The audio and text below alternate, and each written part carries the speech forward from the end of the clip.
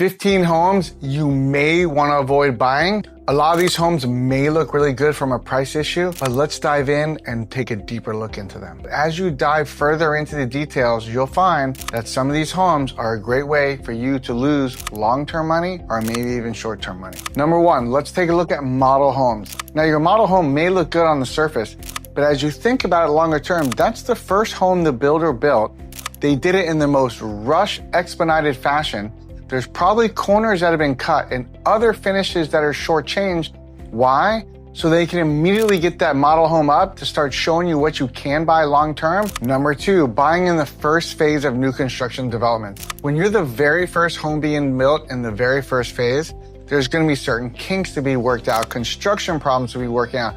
Possibly amenities may not be added as quickly as you like, or all those things that are supposed to be at the end of the project, they may not be done because they may run out of money on later phases. There's just a longer window for things to potentially go wrong when you're buying in the very first phase of new construction. But with that being said, with the upside of buying in the first phase, chances are if you're buying in California, you're gonna be buying at the cheapest, lowest prices in the first phase, and you will have appreciation much higher than people that buy in the last phase, say phase 6 or 7 in that same project. Number three, homes with low water pressure. Now, this is annoying just having low water pressure, but the reality of it is low water pressure could be telltale signs of future repairs you're going to be paying for in the future, which are very expensive.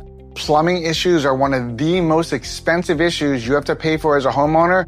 So whether at low water pressure or high water pressure, that equals long-term expensive repairs, which you don't want to deal with. Number four, the most expensive home in the neighborhood. If you're the most expensive home in the neighborhood, that's the hardest to appraise. It's going to be one of the hardest to put value in, one of the hardest to sell. So if you're thinking about it, don't buy the most expensive home in the neighborhood. Buy it at a normal value instead and do the upgrade yourself. Typically, if you bought the most expensive home in the neighborhood, these homes will appreciate at the slowest pace because the value is already there. Number five, unwarranted attached condos. Now, it may sound great buying them because they're at a very cheap price, but the reality of it is the financing is harder, the insurance is harder, the reserves are going to be messed up, the HOA is messed up, future costs will probably be high, and in the end, those condos you bought at a cheap price will ultimately cost you more money and be harder to sell. If you're working with a competent lender, they should easily be able to look up whether your condo is warrantable or non-warrantable and go over all the financing options with you. Number six, mobile homes are modular homes. Now, the price points on these are very low, but the appreciation is also very low. The resale is also very low. The financing is also very hard to do. And overall, don't buy these, just buy something different. And even though FHA will do modular homes now, it is still not worth it over the long term. Number seven, homes in bad locations. And I'm not talking about ghetto neighborhoods where you're keeping a gangster.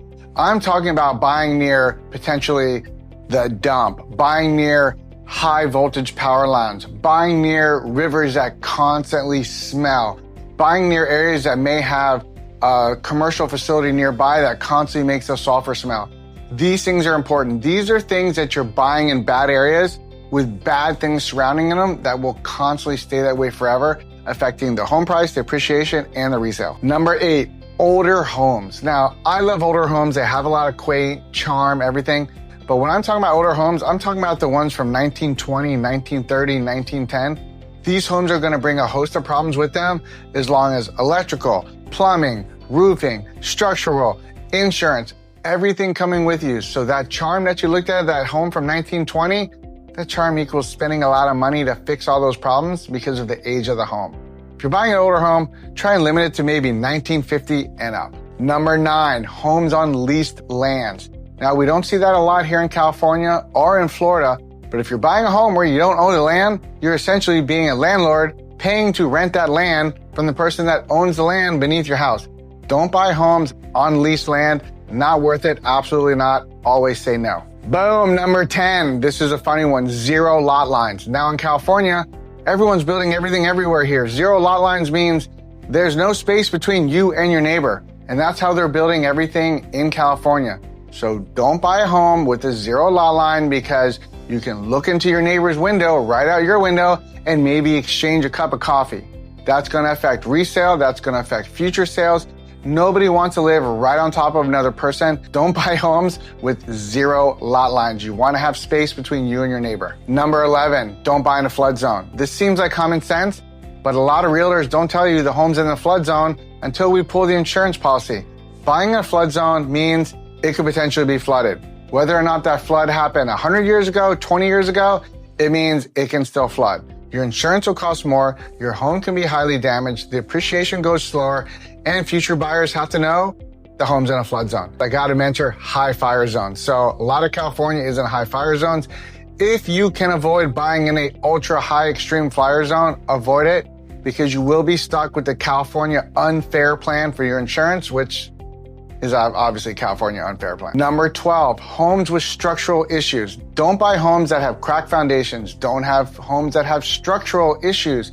The foundation, the structure, the roof, if the house is leaning, all these things mean very expensive problems for you to fix. So when you're looking at a home, uneven floors, remember the marble test, cracks in the door jambs, cracks running beneath the windows, those are potential structural issues. Your homework with a home inspector. Number 13, flipped homes. Here's the thing with flipped homes. Whether you're buying from a good flipper or a bad flipper, both of them have the same goal, to sell you the price of the home at the highest possible premium. Now, the good flipper may have fixed all the problems, but the bad flipper hid all those problems from you and is still selling you the same home at that big premium. So you risk buying this potential home at a major premium, but the bad flipper hid all the issues that you're gonna fix later after the sale's already closed. Number 14, homes with unpermitted work. Now, a lot of homeowners do unpermitted work on their place. Some of them do it exceptional, but the key word is, was the work done in a workmanlike fashion? That's your best way to get better financing on unpermitted additions to homes. But something else to consider is, if it was not done up to code and not done properly, you may be fixing this later if the city or a tenant potentially finds out and reports this about you. Number 15, homes that are way too unique, are way too overly customized, or just don't fit in the box. So the best way to use this as an example, in my neighborhood, there's a house that's classified as the Wednesday house because it looks like it was from the movie Wednesday. You don't want to buy that house. It's too unique and very few people will buy it. The best way to think about this is buy homes that will have the broadest appeal to more buyers so that when you do go to sell your home, it appeals to a lot more people so you can demand a much more premium price. Buying a home means using a very good strategy. If you follow a lot of these tips here, it'll help you buy a home that ensures that you're making a good long-term investment so that when you do go to sell it, you make the maximum rate of return. But also buying a home that fits underneath these guidelines also means you're avoiding stress, you're avoiding costly repairs, and you're actually making your life better for you and your family living in that home that you saved all of your hard-earned money to buy. That's all I got. Like and follow, or if you want to make negative Nelly comments and tell me I'm suck, put those below too. Thank you.